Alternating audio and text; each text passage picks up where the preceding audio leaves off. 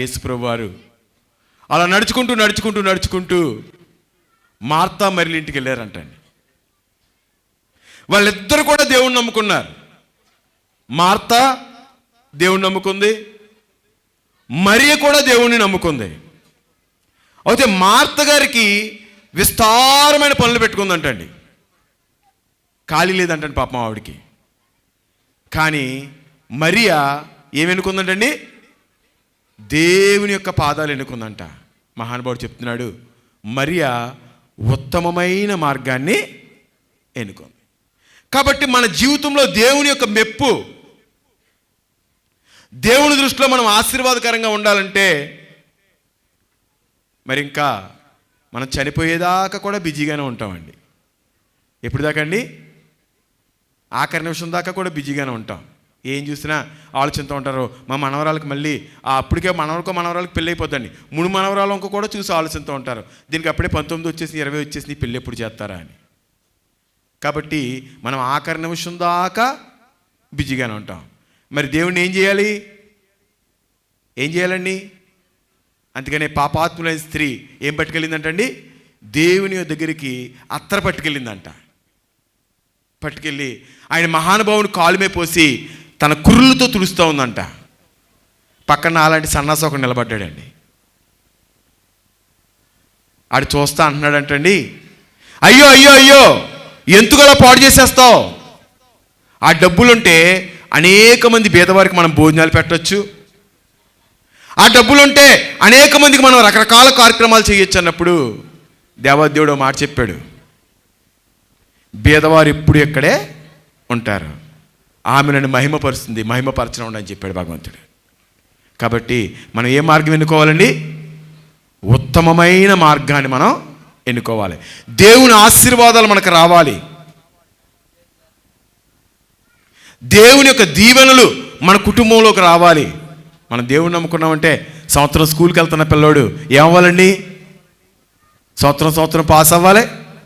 అలాగే పీజీ అయిపోగానే మనం వెయిటింగ్లో ఉంటాం, జాబ్ ఎప్పుడు కొడతాడా అని. కొట్టకూడదా? ఇప్పుడు చదువు అయిపోయిన పిల్లలు ఏం చేస్తాం? మనం వెయిట్ చేస్తూ ఉంటాం. అమ్మాయి అయినా సరే అబ్బాయి అయినా సరే చదువు అయిపోయింది అనుకో వెయిట్ చేస్తాం. వాళ్ళు జాబ్ కొట్టాలి, శాలరీ పట్టు రావాలి. అలాగే కొద్ది కాలం మన దేవుడి దగ్గరికి వచ్చిన తర్వాత మనలో ఉన్న పాపరోత జీవితం పోయిన తర్వాత మనలో ఏం స్టార్ట్ అవ్వాలండి? ఆశీర్వాదం స్టార్ట్ అవ్వాలి. స్టార్ట్ అవ్వాలంటే ఏం చేయాలి? ఈ కుర్రోడు పీజీ దాకా రావాలంటే ఏం చేయాలండి?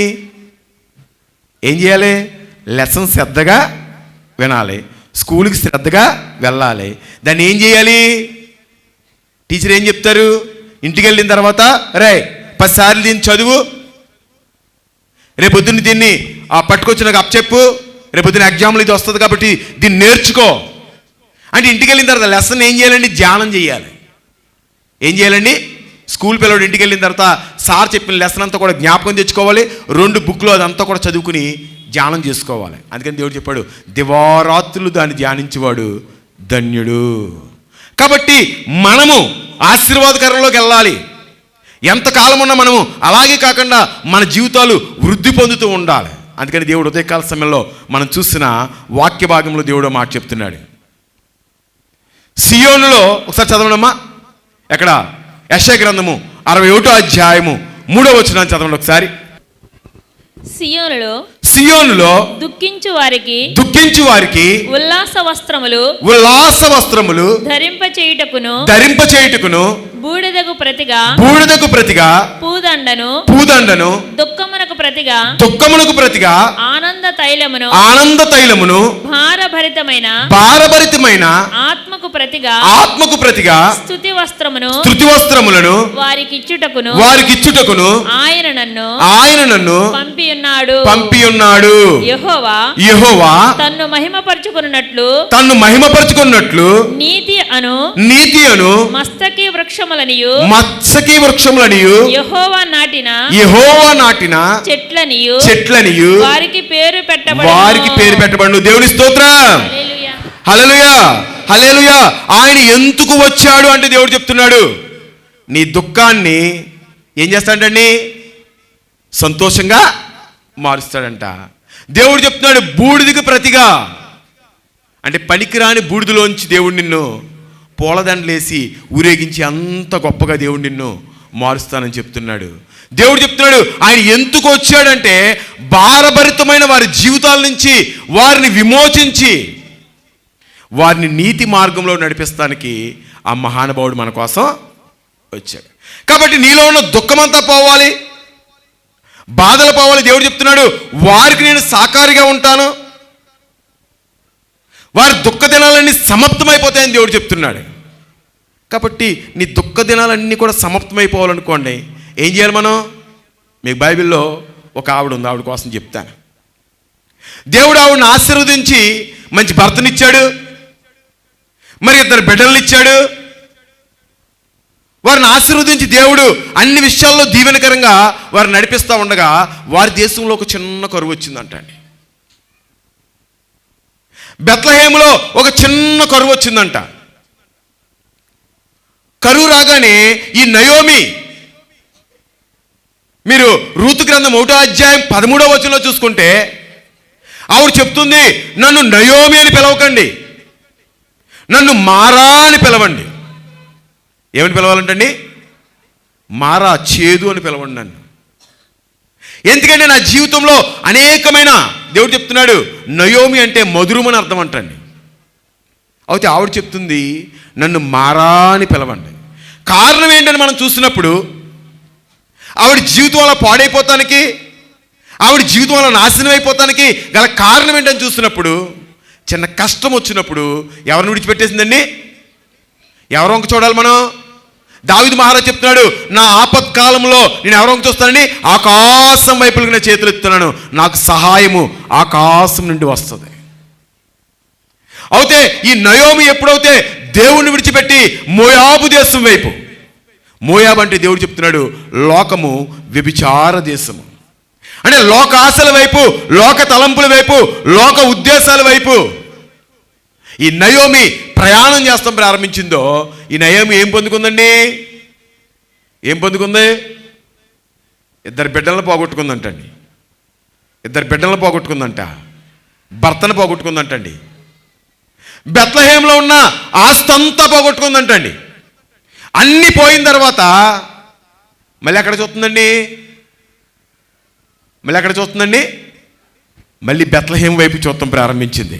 తన మనసులో ఒక నిర్ణయం చేసుకుంది, నాయనా నేను మళ్ళీ నీ పాదాల దగ్గరికి వచ్చేస్తున్నాను తండ్రి, తెలుసో తెలియకో నా జీవితంలో నేను చాలా తప్పు చేశాను, నా కుటుంబంలో సమస్తాన్ని నేను పోగొట్టుకున్నాను. ఓ నిర్ణయం తీసుకుంది, నేను బెత్లెహేంకి వెళ్ళిపోతాను, నా దేవుని యొక్క పాదాల దగ్గరికి నేను వెళ్ళిపోతాను. అప్పుడు దాకా లోక సంబంధమైన పనులు పెట్టుకుంది, విస్తారమైన పనులు పెట్టుకుంది, లోకంలో ప్రయాణం చేస్తూ ఉంది. సంపాదించాలి, నా వంశాన్ని వృద్ధిపరుచుకోవాలి, నేను గొప్పదానిగా ఉండాలి, నా బిడ్డల బాగోవాలని ప్రయాణం చేసి అలిసిపోయిన తర్వాత తను ఒక నిర్ణయం తీసుకోవడం ప్రారంభించింది. నేను మళ్ళీ ఎక్కడికి వెళ్ళిపోతానంటే బెత్లెహేంకి వెళ్ళిపోతాను. అందుకని దేవుడు మరీ అంటా ఉంది, అయ్యా చాలా పనులు ఉండగా మరీ చూడండి తండ్రి, అవన్నీ విడిచిపెట్టి మీ పాదాల దగ్గర కూర్చుంది అంటే దేవుడు చెప్తున్నాడు ఆ పాదాలు ఎలాంటివి ఏంటండి? ఆశీర్వాదకరమైనవి. ఆ పాదాలు ఎలాంటివి అంటే దీవెనకరమైనవి. అందుకని మరియా ఉత్తమమైన మార్గాన్ని ఎన్నుకుంది.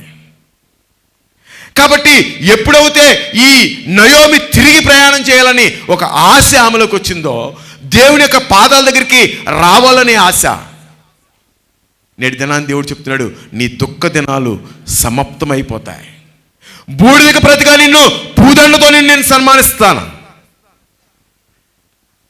నీ దుఃఖ దినాలు సంతోషభరితులుగా మారిపోతాయి. నేను దానికే వచ్చాను, నీ భారతరితమైన జీవితంలోంచి నేను విడిపిస్తానికి, నేను బాగు చేస్తానికి, నీ కుటుంబాన్ని కడతానికి దేవుడు ఆయన కుమారుని మనకి బహుమానంగా పంపించాడు. కాబట్టి ఎప్పుడైతే నువ్వు లోకంలోంచి పాపంలోంచి విడిచిపెట్టి దేవుని వైపుకి చూస్తావో ఎప్పుడు మారుతుందంటండి? ఎప్పుడైతే దేవుని యొక్క పాదాల దగ్గరికి నువ్వు రావటం ప్రారంభిస్తావో, ఎప్పుడైతే ఈ నయోమి దేవుడి యొక్క పాదాల దగ్గరికి వచ్చిన తర్వాత దేవుడు నయోమిని ఏ విధంగా ఆశీర్వదించాడో ఒకసారి చూద్దామండి. ఒకసారి అక్కడ రూతు గ్రంథం 4వ అధ్యాయము 13వ వచనం కానీ చదవండి. ఒకసారి రూతు గ్రంథం 4వ అధ్యాయం 13వ వచనం కానించి. కాబట్టి బోయాజు రూతుని పెండ్లి చేసుకుని ఆమె యొద్దకు పోయినప్పుడు యెహోవా ఆమె గర్భవతి అగునట్లు అనుగ్రహించెను గనుక ఆమె కుమారుని కనెను. అప్పుడు స్త్రీలు ఈ దినమున నీకు బంధువుడు లేకుండా చేయని యెహోవా స్తుతినొందుగాక. ఆయన నామము ఇశ్రాయేలీయులలో ప్రకటించబడునుగాక. నిన్ను ప్రేమించి 7 కుమారుల కంటే నీకు ఎక్కువగా ఉన్న నీ కోడలు ఇతని కనెను. తప్పట్లు కొట్టండి. దేవుడు చెప్తున్నాడు, నీ దుఃఖ దినాలు సమాప్తమైపోతాయి. నీకు బూడిదకు ప్రతిగా పూదండ ఇస్తాను, నేను నిన్ను హెచ్చిస్తాను, నీ బంధకాల నుంచి, నీ కష్టాల నుంచి నిన్ను విమోచిస్తానికి నేను వచ్చాను. ఎప్పుడైతే ఈ నయోమి దేవుడి పాదాల దగ్గర రావటం ప్రారంభించిందో ఎంతమందిని పోగొట్టుకుందంటండి? 2 కొడుకులు పోగొట్టుకుందంట. దేవుడు చెప్తున్నాడు, 2 కొడుకుల కన్నా 7 కొడుకుల కన్నా గొప్ప కోడల్ని అనుకుని ఉంటుంది నయోమి. నా జీవితంలో ఇంకా నాకు వంశం లేదు, నా కుటుంబం లేదు, నన్ను చూసేవారు లేరు, నన్ను కాచేవారు లేరు, నాకు సహాయం చేసేవారు లేరని నయోమి తన జీవితంలో ఎంతో బాధపడి ఉంటుంది. కానీ దేవుడు చెప్తున్నాడు, నీ బంధకాల నుంచి నేను విపిస్తాను. మారాను ఏం చేస్తాడండి? ఇప్పుడు నయోమి జీవితము మారా మధురమా? మారాన్ని మధురమా? ఎప్పుడైతే దేవుని వైపు చూసిందో, ఎప్పుడైతే బేతేలుకు నడవటం ప్రారంభించిందో, ఎప్పుడైతే దేవుని యొక్క పాదాల దగ్గరికి రావటం ప్రారంభించిందో, దేవుడు చెప్తున్నాడు ఆమెను ఆశీర్వదించి ఒక వంశాన్ని ఇచ్చాడంట. ఆమె వంశాన్ని ఆశీర్వదించాడంట. ఆవిడ జీవితంలో ఉన్న మారానంతటిని కూడా మధురముగా దేవుడు మార్చేస్తున్నాడు. కాబట్టి నేడు దినాన్న మన జీవితాలు మధురముగా మార్చబడాలి. దేవుడు చెప్తున్నాడు, దుఃఖానికి ప్రతిగా నీకు పూదండనిస్తాను. దేనికి కొరగాని వాడిగా నేను ఉన్నాను. నా మనసులో చాలా దుఃఖం ఉందండి. ఒక సంవత్సరం ఇలాగే న్యూ ఇయర్ రోజున చాలా బాధపడుతూ దుఃఖంతో, ఒక రకంగా చెప్పాలంటే ఆత్మహత్య చేసుకుని చనిపోవాలని ఒక ఫీలింగ్ కూడా నాకు ఉంటా ఉండేది. నేను ఎందుకు పనికి రాకుండా అయిపోయాను, ఏంటి నా జీవితం అని చెప్పి చాలా దుఃఖంతో, చాలా బాధతో 1వ తారీఖు నేను దేవుని సన్నిధికి వచ్చాను. మామూలుగా అందరితో పాటు నేను కూడా వాగ్దానం తీసుకున్నానండి. తీసుకున్న తర్వాత వాగ్దానం తీసుకుని చదువుకుండా ఉండగా అందులో మాట ఉంది, నిన్ను విడవను, నిన్ను ఎడబాయను, నేను నిన్ను ఆశీర్వదించేదాకా వదిలిపెట్టను ఉందని అందులో. ఆ వాక్యం చదవగానే నాలో ఒక ధైర్యం వచ్చింది. అవును, నన్ను బాల్యం నుంచి దేవుడు విడిచిపెట్టలేదు. అనేకమైన కష్టాలు కూడా అనేకమైన విధాలుగా నేను నడుస్తూ ఉన్నాను. దేవుడు నన్ను విడిచిపెట్టలేదు. దేవుడు నన్ను ఆశీర్వదిస్తాన్నాడు. కాబట్టి ఇక మీదట నేను ఎవరి మీద ఆనుకుంటానంటే దేవుడి మీద ఆనుకుంటానని ఆ రోజు నుంచి ప్రార్థన చేసుకోవడం ప్రారంభించానండి. మీరు నమ్మరు, నా జీవితాన్ని దేవుడు మారాని మధురంగా మారుస్తూనే కాకుండా ఇజ్రాయేల్కి చెప్పినట్టు 12 బావులు ఉన్న కాడికి దేవుడు నన్ను నడిపించాడు. దేవుడు చెప్తున్నాడు, నేను విడవను, ఎడబాయను, నేను నిన్ను ఆశీర్వదించే వరకు నేను నిన్ను వదలను. నేను ఎప్పుడైతే దేవుడి మీద ఆధారపడటం ప్రారంభించాను, ఆ మహానుభావుడి వైపు చూస్తాం ప్రారంభించాను, దరిద్రుల్ని ధనవంతులు చేయగల శక్తి ఎవరికి ఉందండి? దేవాతి దేవుడికి ఉంది. నీ దుఃఖ దినాలు దేవుడు చెప్తున్నాడు సమాప్తమైపోతాయి. నీకేం చేస్తాడండి? పూలదండ ఇస్తాడంట దేవుడు. బూడిదకి ప్రతిగా నీకు పూలదండిచ్చి సన్మానిస్తాడంట. కింద సంవత్సరం ఈ రోజుల్లో చాలా బాధగా ఉన్నానండి. నేను పండగ జరుగుతుంది, కార్యక్రమాలన్నీ కూడా నేనే నడిపించాను. కానీ నా మనసంతా కూడా చాలా బాధగా ఉంది. కారణం ఏంటంటే ఎప్పుడు వైద్యం ఎరగని నాన్నగారు కింద సంవత్సరం ఈ సమయానికి వైద్యం చేయించుకుంటూ ఉన్నారు. చాలా బలహీనపడిపోయారు. చాలా బలహీనపడిపోయారండి మనిషి, మాట్లాడలేని స్థితిలో. ఇంకో పక్కన నా కూతురు 2 కాళ్ళు ఇలా పైకి పెట్టి నడవటం ప్రారంభించిందండి. కాళ్ళు 2 కిందకి పెట్టేది కాదు. డాక్టర్ గారు చెప్తే డాక్టర్ గారు అన్నారు ఆపరేషన్ చేయాలండి అన్నారు. ప్రవచిస్తూ ఉండేది, నా కుమారుడు నీ కూతురు నాట్యం చేయబోతుంది, నీ కూతురు నేను నాట్యం చేయిస్తాను. నేను మొన్న నిజంగా మన పిల్లలు ఇంటికి వచ్చి అదేంటండి కొట్టేదాన్ని ఏమంటారు, కోలాటం నేర్చుకుంటున్నారండి వీళ్ళు పిల్లలందరూ. నేను దాన్ని చూశాను, 2 కర్రలెట్టుకుని అది ఎదరికి వెనక్కి ఎదరికి వెనక్కి. ఏం చేస్తాడండి, ఏం చేస్తాడంట, నీ కన్నీటిని ఎవరు తుడుస్తారంటండి, దేవుడు తుడిచేస్తాడంట. మన కాళీపట్నం వచ్చాను, ప్రార్థనకు అలా వెనకాల కూర్చోనండి, బాగా వెనకాల టెర్రస్ మీద నాన్నగారు అలా కనపడతా ఉన్నారు.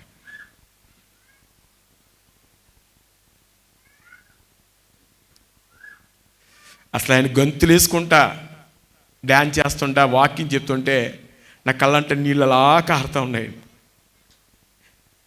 కారణం ఏంటంటే ఏం చెప్తున్నాడు దేవుడు, నీ దుఃఖ దినాలు సమాప్తం చేస్తా.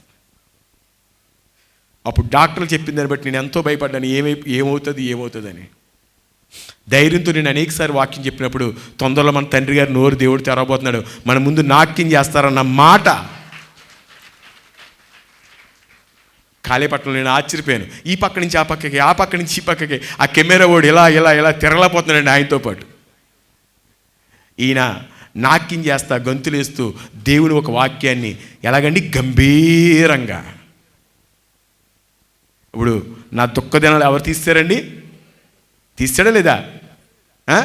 నాకు కొండంత బలం నా తండ్రి. ఏం చేశాడు నా తండ్రిని, నేను ఎంత పని చేస్తే నేను ఎవరికైనా అది చెప్తాను. మా నాన్నగారి కోసం మాట చెప్పాల్సి వచ్చినప్పుడు, మా నాన్నగారు 100 మందితో సమానం, 100 మంది చేసే పని ఒక్క ఆయనే చేస్తారు. నాకు 100 మంది సైన్యం కన్నా గొప్ప వ్యక్తి. ఈ సంవత్సరం ఇన్ని కేక్ కటింగ్లు, ఇన్ని గృహాలు, చకచక చకచక చకచక సంతోషంగా ఆనందంగా. దేవుడు చెప్తున్నాడు, నీ దుఃఖ దినాలు సమాప్తం అయిపోతాయి. ఎదరింకా సంతోషం ఉంది నీకు. ఈ మారా మధురంగా మార్చబడటమే కాదు, నయోమి వెళ్ళిన తర్వాత రూతుని కోడలుగా తీసుకెళ్ళిన తర్వాత ఏదో పరకేరికి వచ్చింత ఆహారం పెడుతుంది. దేవుడు అది కాదు ఏముందంటండి, ఏముందంట, మరింత ఆశీర్వాదం ఉందంట, మరింత దీవెన ఉందంట. దేవుడు చెప్తున్నాడు, ఒక ఉబేదని ఒక మనవణ్ణి ఎవరికి ఇచ్చాడంటే దేవుడు రూతుకి ఇచ్చాడంట. అతన్ని వంశాన్ని వృద్ధి చేస్తాడు. రూతు జీవితం అయిపోయిందండి, మొత్తం 3 బారిపోయింది. అందుకని దేవుడు చెప్తున్నాడు, దావీదు చిగురు ఏమవుతుందంటండి, ప్రకలింపిస్తూ ఉంటుందంట. కాబట్టి దేవుడు చెప్తున్నాడు, నీ దుఃఖ దినాలు సమాప్తమైపోతాయి. ఎప్పుడు పోరాడాలి. దేని మీద పోరాడాలండి, పాపం మీద నువ్వు పోరాడాలి. లోక సంబంధమైన క్రియల మీద నువ్వు పోరాడాలి. దేని మీద నువ్వు ఆశ కలిగి ఉండాలి, దేని మీద నువ్వు నిరీక్షణ కలిగి ఉండాలంటే దేవుని యొక్క వాక్కు మీద. ఆ వాక్కు ఏం చేస్తుందని నిన్ను ఆశీర్వాదంలోకి నడిపిస్తుంది. చాలామంది అనుకుంటూ ఉంటారు, వాళ్ళు ఎవరైనా మనల్ని ఏదైనా అంటూ ఉంటే చాలామంది మా అత్తగారు నన్ను తిట్టింది, మా అమ్మ తిట్టింది, మా నాన్న తిట్టింది, ఆ శాపం వచ్చేస్తే మనం బాధపడుతూ ఉంటారు. కానీ నీ మీదకి ఏం రాదండి. చదవండి ఒకసారి, శాపాన్ని కూడా మార్చేస్తాడంట దేవుడు. ఎక్కడ చదువుతారు, ద్వితీయోపదేశకాండం 23వ అధ్యాయం 5వ వచనం చదవండి.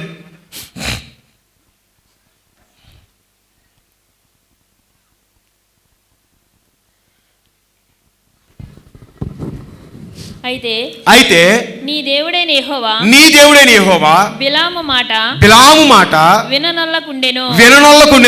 నీ దేవుడైన యెహోవా నిన్ను ప్రేమించెను గనుక నీ దేవుడైన యెహోవా నీ నిమిత్తము ఆ శాపమును ఆశీర్వాదముగా చేసెను. ఏం చేస్తాడంట ఇప్పుడు ఎవరన్నా చెప్పితే మీకు ఏమన్నా శాపం తగులుతుందా? శాపం తగులుతుంది మనకి ఎవరికైనా? బాగా ఆలోచిస్తూ ఉన్నాడంట, ఇజ్రాయెల్ ప్రజల్ని ఎలా నాశనం చేయాలి, ఇజ్రాయెల్ ప్రజల్ని ఎలా పాడు చేయాలి, ఇజ్రాయెల్ ప్రజల్ని ఎలా శాపంలోకి నెట్టేయాలి. కానీ దేవుడు చెప్తున్నాడు, బిలాము వచ్చి ఏమనుకుంటున్నాడంటే అండి, శపించాలనుకుంటున్నాడు, శపిస్తూ ఉన్నాడంట. దేవుడు చెప్తున్నాడు, శాపాన్ని ఏం చేస్తాడంటండి, ఆశీర్వాదకరంగా. అందుకనే సంఖ్యాకాండము 24వ అధ్యాయము 1వ వచనంలో ఉంటుంది, ఇజ్రాయిల్ను ఆశీర్వదించుట నాకు సంతోషం. ఇప్పుడు మనకి దేనికి సంతోషం అండి? మన పిల్లలకి బట్టలు సెలెక్ట్ చేస్తున్నాం అనుకోండి, ఏం చేస్తాం? ఎంతసేపు చూసినా సంతోషం. ఉదయకాలం లేచి మన పిల్లలకి వంట చేసి ఆహారం పెట్టాలంటే మనకి సంతోషం. నీ మెడ బోడిగా ఉన్నా పర్లేదు, నీ కూతురు మెడలో ఒక చిన్న లాకెట్ వేసావనుకోండి, 10 సార్లు చూసుకుంటూ ఉంటావు, కిందకి పైకి కిందకి పైకి. భలే ఉంది, నా కూతురికి ఇది బాగా షూట్ అయ్యింది, చాలా బాగుంది, చాలా బాగుంది. ఏంటండి, నీ బిడ్డల్ని సంతోషంగా ఉంటాం, నీకు ఆశీర్వాదం. అలాగే దేవుడు చెప్తున్నాడు, ఇజ్రాయేలుని ఆశీర్వదించుట ఎవరికంటండి? దేవాది దేవుడికి సంతోషం అట. యెషయా గ్రంథం 54వ అధ్యాయము 17వ వచనం కూడా ఒకసారి చూడండి. నీకు విరోధముగా రూపించబడిన ఏ ఆయుధమును వర్ధిల్లదు. న్యాయ విమర్శలో నీకు దోషారోపణ చేయు ప్రతివానికి నీవు నేరస్థాపన చేసెదవు. యెహోవా యొక్క సేవకుల నీతి నా వలన కలుగుచున్నది. ఇది వారి స్వాస్యము. ఇదే యెహోవాకు. దేవుని స్తోత్రం. హల్లెలూయా, హల్లెలూయా. దేవదేవుడు చెప్తున్నాడు, నీ ముందు రూపించబడ్డ ఎలాంటి ఆయుధము, అది ఏదైనా సరే, అది రోగమైనా సరే. కింద సంవత్సరం తండ్రి గారి మీద రోగం అటాక్ చేస్తూ ఉంది. ఎందుకండి, దేవుడు ఆయనకి ఏమి ఇచ్చాడండి? ఇవాళ ఎంతమంది ఇక్కడ మనం ఉన్నామంటే దానికి కారణం ఏంటి?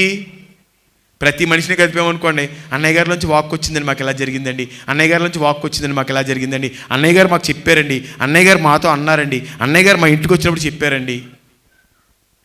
ఆ సాతాను ఆ వాక్ని ఏం చేయాలనుకుందండి? ఆపేయాలని ప్రయత్నం చేసింది. దేవుడు చెప్తున్నాడు, నీ ముందు రూపించబడ్డ ఏ ఆయుధము కూడా ఏమవుతుందండి? వర్ధిల్లనీడంటే దాన్ని నాశనం చేస్తాడంట దేవుడు. కాబట్టి ఎప్పుడైతే దేవుని మీద నువ్వు ఆనుకుంటావో, దేవుడు చెప్తున్నాడు, మునిపటి కంటే అధికమైన మేళ్లతో నేను నింపుతాను. దేవుడు చెప్తున్నాడు, నీ ముందు రూపించబడ్డ ఏ ఆయుధము, దేవుడు చెప్తున్నాడు, నీ దుఃఖ దినాలు ఏమవుతాయంటండి? సమాప్తమైపోతాయంట. బూడిదకు ప్రతిగా పూదండలు వస్తాయంట.